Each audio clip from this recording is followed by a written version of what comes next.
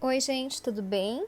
Então, vamos para a correção da página 28, correção e comentários, atividade 4, a arte japonesa do mangá, trilha de conhecimentos.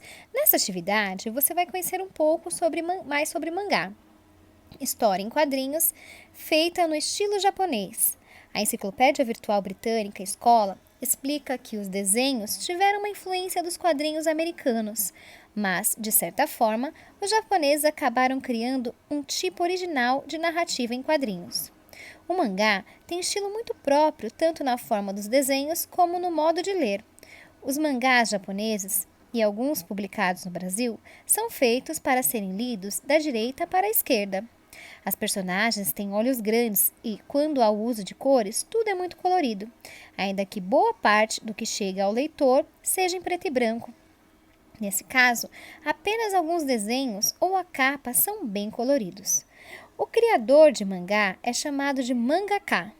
Os mangás, muitas vezes, ganham versões animadas para a televisão. São chamados animes.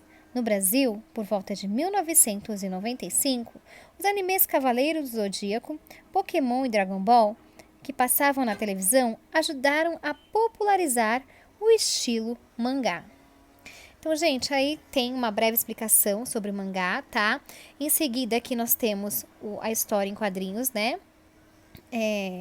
Lembrando que o mangá também faz uso da linguagem mista, ou seja, a linguagem verbal, que são as palavras empregadas, dos balões aí, enfim, e também dos desenhos, das imagens. Então, quando eu faço uma leitura desse tipo de texto, eu sempre tenho que prestar atenção nos dois tipos de linguagem para ajudar na minha interpretação, certo?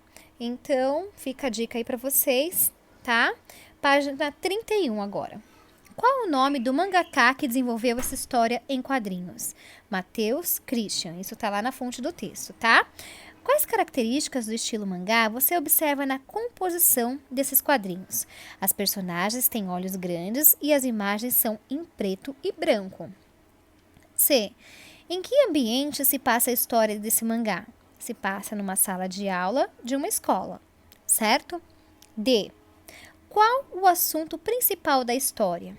A apresentação de um aluno novo que veio de Moçambique, certo? Então, eu vou dar mais um tempinho aí para vocês conferirem as respostas. Lembrando que não precisa estar exatamente iguais, né?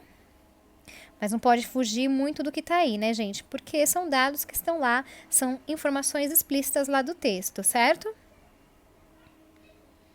Então, mais um tempinho e já vamos trocar aqui para a página 32. Na página 32, questão E. Na história, a personagem principal, o jovem Fahim, vem de um país africano. Qual é o nome desse país? O que você sabe sobre ele? Moçambique. Um país localizado na África, foi colônia portuguesa até 1975.